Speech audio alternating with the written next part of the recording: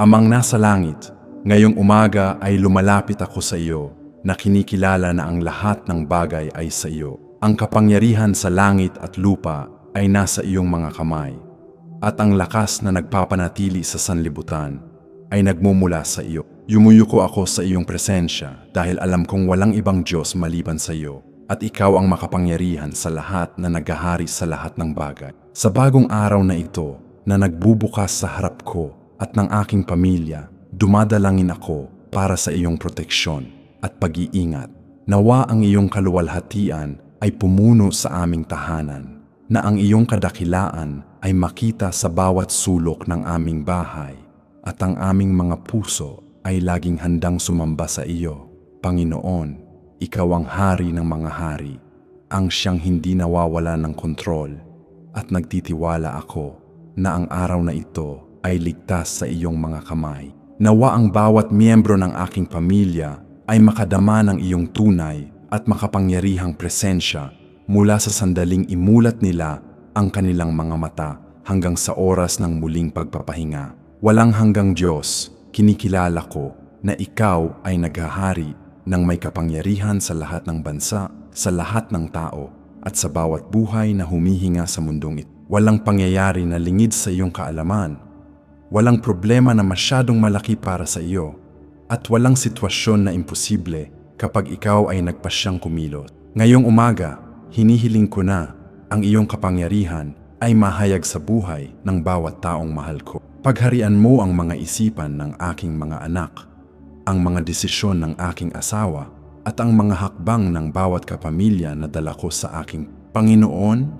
Alam ko na madalas ay tila wala sa kontrol ang mga bagay. Ngunit nagpapahinga ako sa katiyakan na hindi mo kailanman nawawala ang kapangyarihan sa anumang. Ikaw ang Diyos na higit sa lahat ng pangyayari, higit sa lahat ng krisis, at higit sa lahat ng takot na sumusubok na paralisahin kami. Nawa ngayong araw ay maranasan ng aking pamilya ang kapayapaan na nagmumula sa na ang hari ng sanlibut ay nag-aalaga sa amin ng may pag-ibig. Minamahal na Ama, nagpapasalamat ako sa iyo dahil natagpuan ako ng iyong biyaya noong ako ay naliligaw at walang direksyon. Hindi dahil sa aking sariling gawa, hindi dahil karapat-dapat ako, kundi dahil sa iyong walang hanggang kabutihan, kaya ikaw ay tumingin sa akin at nagpasyang abot. Ilang beses akong lumakad sa kadiliman, hindi alam kung saan pupunta, at ipinadala mo ang iyong liwanag upang ilawan ang aking. Naaalala ko noong ang sakit ay napakatindi na hindi ko makita ang labasan, at sa mismong sandaling iyon ay lumapit ka sa akin.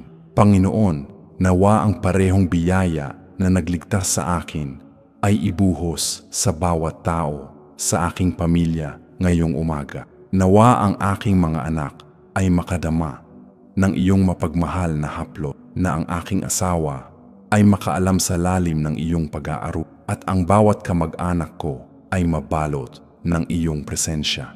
Huwag mong pahintulutan na sinuman sa kanila ay lumayo sa iyo, kundi nawa ang lahat ay makaranas ng tunay at nagpapabagong pagtatagpo sa iyong pag-ibig. Diyos ng habag, alam ko na ang halagang binayaran mo para sa aking kaligtasan ay napakataas para lubusan kong maunawaan. Ito ay halaga ng dugo, ng sakit, ng sakripisyo, na walang sinumang tao ang makakabayad. Ngunit ikaw, sa iyong awa na walang hangganan, ay nagpasya na sulit na bayaran ang halagang ito para sa akin at sa aking pamilya. Ngayong umaga, inilalagay ko ang aking sarili sa ilalim ng lilim ng awang ito na tumatakip sa akin, nagproprotekta sa akin, at nagbibigay ng bagong pagkakataon sa bawat araw.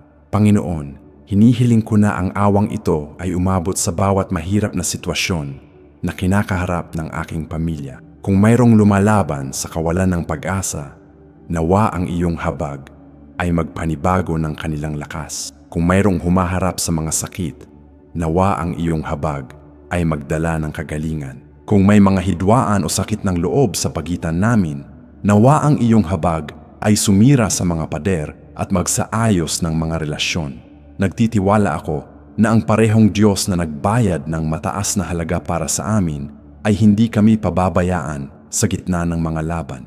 Panginoong Jesus, nagpapasalamat ako sa iyo dahil niyakap mo ako ng iyong kapatawaran noong wala akong ibang nararapat kundi kaparusahan. Ang aking mga pagkakamali ay marami, ang aking mga kakulangan ay malaki, ngunit hindi mo tinignan ang laki ng aking mga kasalanan, kundi ang laki ng iyong pag-ibig. Ang yakap ng kapatawaran na iyon ay ganap na bumago sa aking kasaysayan, nag-alis ng bigat ng pagkakasala sa aking mga balik at nagbigay sa akin ng kalayaan na mabuhay ng walang takot. Ngayong umaga, hinihiling ko na ang kapatawarang ito ay umabot din sa bawat tao sa aking tahan. Nawa ang aking mga anak ay makaalam na anuman ang kanilang nagawa, ang iyong kapatawaran ay magagamit para sa kanila.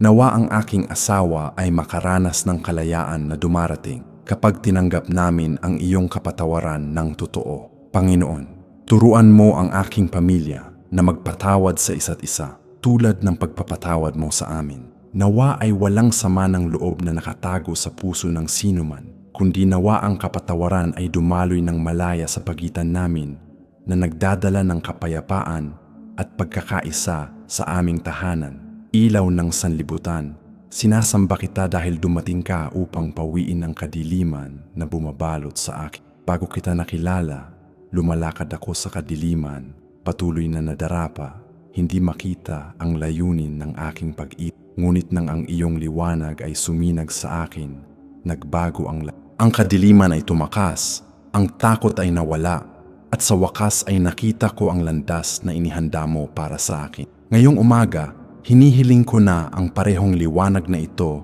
ay magliwanag sa bawat sulok ng aking bahay.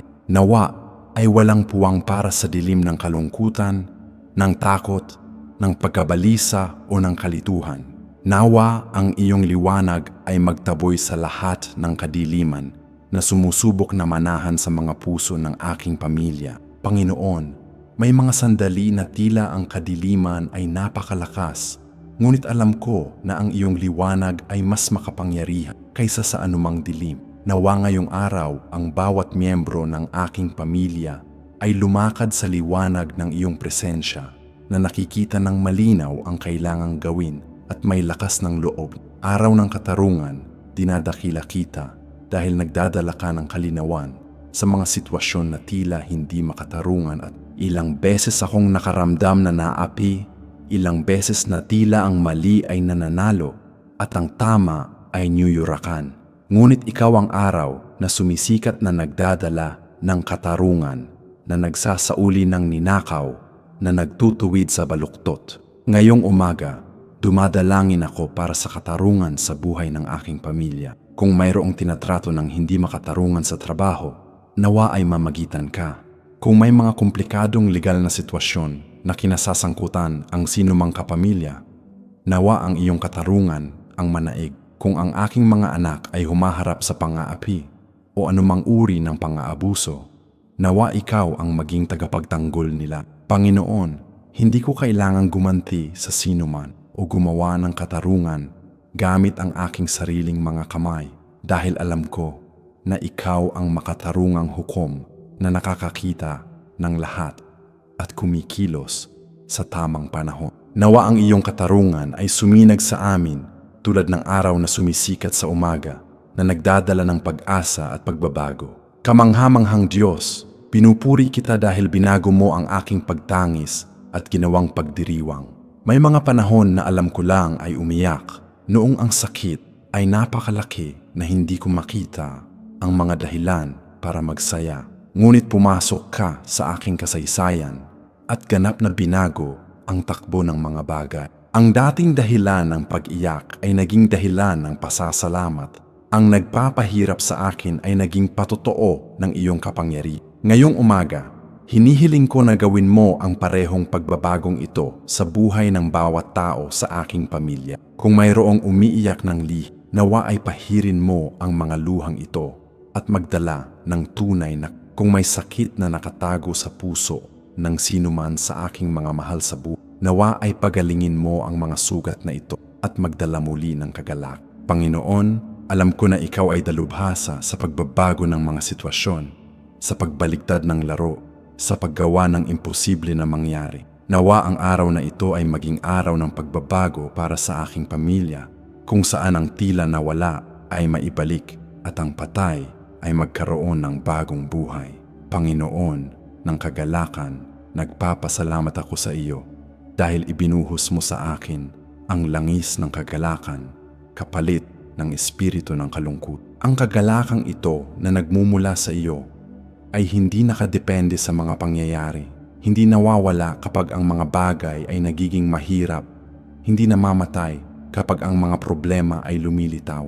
Ito ay isang malalim na kagalakan na nanggagaling sa loob, na nakatayo sa katiyakan na ikaw ang may hawak ng kontrol sa lahat. Ngayong umaga, hinihiling ko na ang langis ng kagalakan na ito ay ibuhos ng sagana sa bawat miyembro ng aking pamilya. Nawa ang aking mga anak ay gumising na may kagalakan sa puso, handang harapin ang araw ng may sigla at pag-asa. Nawa ang aking asawa ay mapuno ng kagalakang ito na nagpapalakas at nagpapasigla kahit na mabigat ang trabaho. Nawa ang bawat kapamilya ko ay makaranas ng tunay na kagalakan na ikaw lang ang makakapagbigay. Panginoon, nawa ang aming tahanan ay makilala bilang isang lugar kung saan nanahan ang kagalakan, kung saan ang mga tao ay nakakatagpo ng lakas ng loob, kung saan ang presensya ng iyong espiritu ay nagdadala ng kagaanang loob at kasiyahan. Hari ng kaluwalhatian, ipinapahayag ko ngayong umaga na ikaw ay buhay sa loob ko. Hindi lamang ito isang theoretical na paniniwala, hindi lamang isang relihiyon na sinusunod ko, kundi isang katotohanan na nararanasan ko sa bawat araw. Ikaw ay nananahan sa akin sa pamamagitan ng iyong espiritu at binabago nito ng lubusan ang paraan ng aking pamumuhay. Kapag alam ko na ang hari ng sanlibutan ay nakatira sa loob ko, hindi ko kailangang matakot sa anumang bagay o sino man. Kapag may kamalayan ako na ikaw ay kasama ko sa lahat ng sandali, kaya kong harapin ang anumang hamon ng may. Ngayong umaga, hinihiling ko na ang bawat tao sa aking pamilya ay magkaroon ng parehong kamalayan ng iyong panloob na presensya. Nawa ang aking mga anak ay lumaki na alam na ikaw ay nabubuhay sa kanila, na sila ay templo ng banal na espiritu, na dala nila sa kanilang sarili ang kapangyarihan ng buhay na Diyos. Nawa ang aking asawa ay lumakad ng nakataas ang noo, na alam na ang hari ng kaluwalhatian ay nananahan sa kanya. Panginoon, nawa ang katotohanan ito ay magpabago sa paraan ng pamumuhay, pag-iisip at pagkilos ng kataas-taasang Diyos. Itinataas ko ang aking tinig ngayong umaga upang dakilain ang iyong pangalan higit sa lahat ng pangalan. Walang pangalan na mas makapangyarihan, walang awtoridad na mas mataas, walang nilalang na mas karapat-dapat sa papuri kaysa sa iyo. Gusto ko na ang aking araw ay magsimula sa pagsamba, na ang mga unang salita ng aking bibig ay pagdakila sa iyo, na ang unang isipan ng aking puso ay pasasalamat sa iyong Panginoon, tinuturuan ko ang aking pamilya na gawin din ito, na simulan ang bawat araw na sinasamba ka, hinahanap ka, at inilalagay ka sa unang pwesto. Nawa ang pagsamba ay hindi lamang isang bagay na ginagawa namin sa simbahan tuwing linggo, kundi maging estilo ng pamumuhay sa loob ng aming tahanan. Nawa ang aking mga anak ay matuto mula sa pagkabata na walang mas mahalaga kaysa sa pagpaparangal sa iyo. Nawa ang aking asawa ay pangunahan ang aming pamilya sa tapat na pagsamba. Nawa ang bawat umaga sa aming tahanan ay markahan ng pagpupuri sa iyong pangalan, ng pasasalamat sa isa pang araw ng buhay, at ng kamalayan na kami ay narito upang luwalhatiin ka. Panginoon ng mga Panginoon, nagpapasalamat ako sa iyo dahil ang iyong tingin ay bumihag sa aking puso magpakailanman. Hindi ito tingin ng paghuhusga o ng pagpaparusa, kundi isang tingin ng pag-ibig na puro at totoo. Nang tumingin ka sa akin, naramdaman kong nakita ako ng totoo sa unang pagkakataon sa buhay ko. Hindi ka tumingin lamang sa kung ano ang ginagawa ko o kung paano ko ipinapakita ang aking sarili, kundi nakita mo kung sino talaga ako sa loob.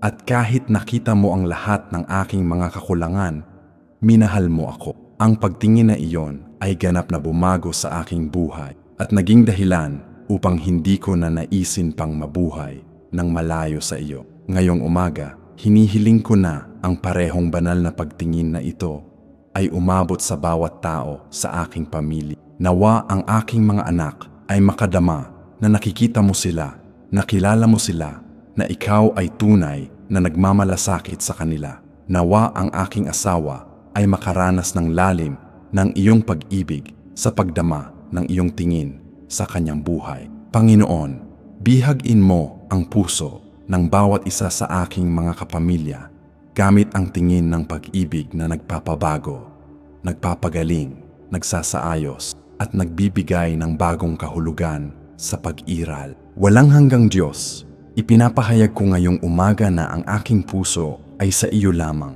Gumawa ako ng desisyon na hindi hatiin ang aking puso sa ibang mga bagay, na hindi pahintulutan ang mga Diyos-Diyosan na umukupa sa lugar na ikaw lang ang karapat-dapat na magkaroon.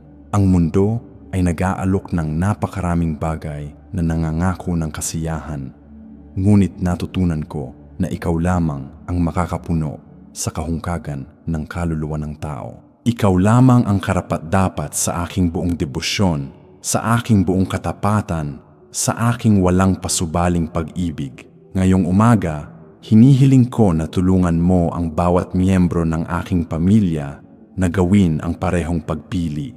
Nabubuhay kami sa isang mundo na puno ng mga sagabal, kung saan madaling maglagay ng ibang bagay sa lugar ng Diyos. Tulungan mo ang aking mga anak na huwag maakit sa mga walang kabuluhang alok ng mundo.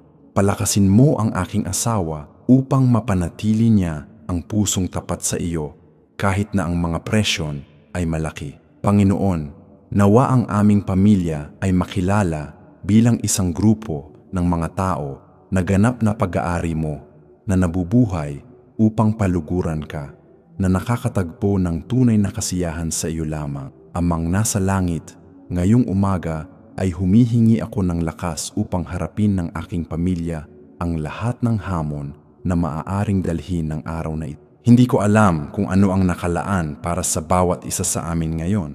Ngunit alam ko na alam mo ang bawat detalye. Kung may mga pagsubok sa landas, nawa ay bigyan mo kami ng lakas upang malampasan ang mga ito. Kung may mga tukso na naghihintay sa amin, nawa ay palakasin mo kami upang labanan ito. Kung may mga sandali ng pagkapagod, nawa ay panibaguhin mo ang aming mga enerhiya. Panginoon, ang lakas ng tao ay may hangganan, ngunit ang lakas na nagmumula sa iyo ay hindi nauuwi. Kapag ako ay mahina, pinalalakas mo ako. Kapag hindi ko na kaya, binubuhat mo ako. Nawa ang bawat tao sa aking pamilya ay matutong humugot ng lakas sa iyo, na huwag magtiwala lamang sa sariling kakayahan, kundi dumepende ng lubusan sa iyong kapangyarihan. Nawa ang aking mga anak ay makaalam na kaya nilang harapin ang anumang mahirap na sitwasyon sa paaralan dahil binibigyan mo sila ng lakas. Nawa ang aking asawa ay magtrabaho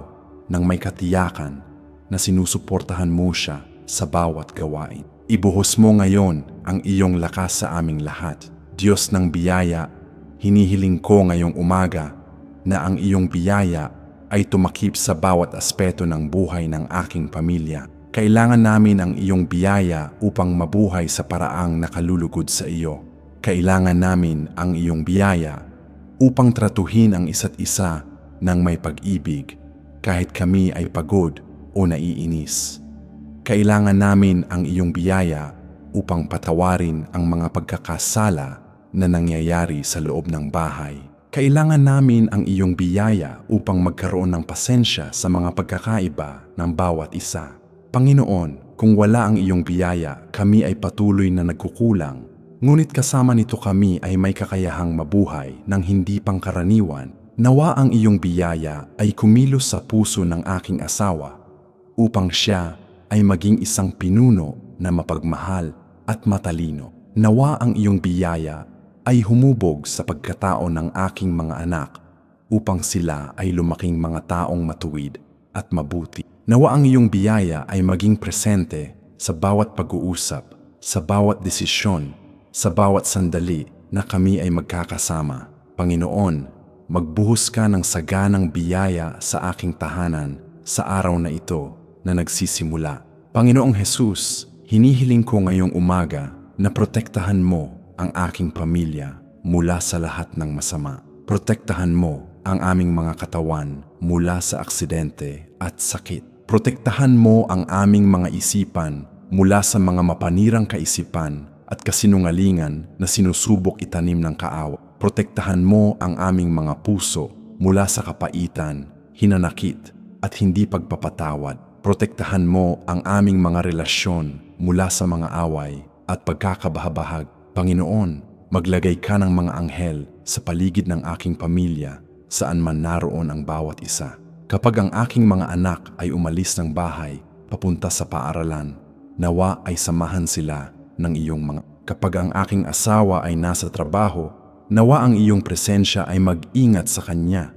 Nawa ay walang masama na tumama sa amin, na walang sandata na ginawa laban sa amin ang magtatagumpay, na walang estratehiya ng kaaway ang magwawagi. Panginoon, ipinagkakatiwala ko ang bawat taong mahal ko sa iyong makapangyarihang mga kamay na nalalaman na ikaw ay tapat upang ingatan ang ipinagkatiwala sa iyo. Nawa ito ay maging araw ng banal na proteksyon sa buong tahanan. Diyos na nagkakaloob, nagpapasalamat ako sa iyo dahil inaalagaan mo ang mga pangangailangan ng aking pamilya ng may pag-ibig ng alam mo kung ano ang kailangan namin bago pa man kami humiling. Ngunit nais mo na lumapit kami sa iyo ng may pagtitiwala upang ilahad ang aming mga pangangailangan. Ngayong umaga, inilalagay ko sa iyong harapan ang lahat ng praktikal na pangangailangan ng aking. Kung may kakulangan sa pagkain, ikaw ang Diyos na nagpaparami ng. Kung may kakulangan sa pera, pambayad ng mga bayarin, ikaw ang Diyos na nagtutusto sa sobrenatural na paraan. Kung may pangangailangan para sa bagong trabaho, ikaw ang Diyos na nagbubukas ng mga pinto na walang sinuman ang makakapagsara. Panginoon, turuan mo ang aking pamilya na magtiwala sa iyong probisyon, na huwag mabuhay na balisa para sa bukas, na maniwala na hindi mo kami kailanman pababayaan. Nawa ang aking mga anak ay lumaki na nakikita ang katapatan ng iyong pag-aalaga, na bumubuo ng mga alaala kung paano ikaw ay laging naroon sa mga mahihirap na sandali. Nawa ang patotoo ng iyong probisyon ay maikwento mula sa henerasyon hanggang sa henerasyon sa aking pamilya. Mapagmahal na Ama, habang ang umagang ito ay lumaladlad at isang bagong araw ang nagbubukas sa harap namin, ipinagkakatiwala ko ng lubusan sa iyo ang aking pamilya. Ang bawat tao na nakatira sa bahay na ito ay nasa ilalim ng iyong pangangalaga. Ang bawat plano na mayroon kami ay napapailalim sa iyong kalooban. Ang bawat pangarap na dala namin ay nangangailangan ng iyong pagsang-ay. Panginoon, gawin mong lugar ang aking bahay kung saan ang iyong presensya ay nananahan ng totoong totoo, na sinumang pumasok ay makararamdam nito. Nawa ang pag-ibig ni Kristo ang maging tatak ng aming tahanan. Nawa ang kapayapaan na higit sa lahat ng pangunawa ay maghari sa aming mga puso. Nawa ang kagalakan ng Panginoon ang maging aming lakas sa lahat ng sandali. Ipinapahayag ko na ang aking pamilya ay pag-aari mo, na kami ay binili sa mataas na halaga, na kami ay nabubuhay upang luwalhatiin ang iyong pangalan. Nawa ngayon at sa lahat ng araw ng aming buhay ay mamarkahan ng iyong kabutihan, ng iyong habag at ng iyong pag-ibig na walang katulad. Sa pangalan ni Jesus, ako ay nananalangin. Amen. Minamahal na kapatid na sumusubaybay sa makapangyarihang panalangin ito ngayong umaga, kung naantig nito ang iyong puso at naramdaman mo ang presensya ng Diyos sa espesyal na paraan, inaanyayahan kitang pindutin ngayon ang like button bilang gawa ng pananampalataya na ipinapahayag na naniniwala ka na sasagutin ng Diyos ang mga panalangin ito at ipamamalas ang kanyang kapangyarihan sa iyong pamilya. At pagkatapos ay ibahagi ang video na ito sa mga taong kilala mo at nangangailangan din ng panalangin ito, maging sino man sa iyong pamilya na dumaraan sa kahirapan, isang kaibigan na pinanghihinaan ng loob o isang kapatid sa simbahan na nangangailangan ng lakas dahil maaari kang maging instrumento na gagamitin ng Diyos upang magdala ng pag-asa at pagpapanibago sa buhay ng isang tao. Sumali sa channel ng panalangin ito kung saan maaari kang humugot ng lakas na espiritual at pagkain para sa iyong kaluluwa. At pindutin ang kampana para sa mga abiso. At doon sa mga komento ay isulat ang iyong pangalan at ang pangalan ng bawat miyembro ng iyong pamilya upang maipanalangin namin ng partikular ang bawat isa. Dahil may kapangyarihan kapag tinatawag natin ang mga tao sa pangalan sa harap ng Diyos. At samantalahin din na ibahagi ang iyong mga kahilingan sa panalangin, ang iyong mga laban, ang iyong mga agarang pangangailangan. Dahil walang kahilingan na masyadong maliit o masyadong malaki para sa Diyos. At kapag nagsulat ka doon, ay inaanyayahan mo ang isang karamihan ng mga kapatid upang mamagitan kasama mo. At kung may ginawa na ang Diyos na kamangha-mangha sa iyong buhay, ibahagi ang iyong patotoo ng tagumpay, kagalingan, kalayaan o probisyon. Dahil kailangan ng iba na mabasa ang iyong kwento upang maniwala na kaya rin ng Diyos na gawin ang imposible sa kanilang buhay. Nawa ang Diyos ng lakas at biyaya ay pagpalain ka at ang iyong buong pamilya sa araw na ito at magpakailanman. Nawa ang kapayapaan ni Kristo ay maghari sa iyong tahanan. Nawa ang kagalakan ng Panginoon ay maging iyong pang-araw-araw na lakas. At nawa ay maranasan mo sa tunay at makapangyarihang paraan ang presensya ng Hari ng Kaluwalhatian na nananahan sa iyo at sa iyong mga mahal sa buhay. Manatili sa kapayapaan ng Panginoon hanggang sa susunod na panalangin.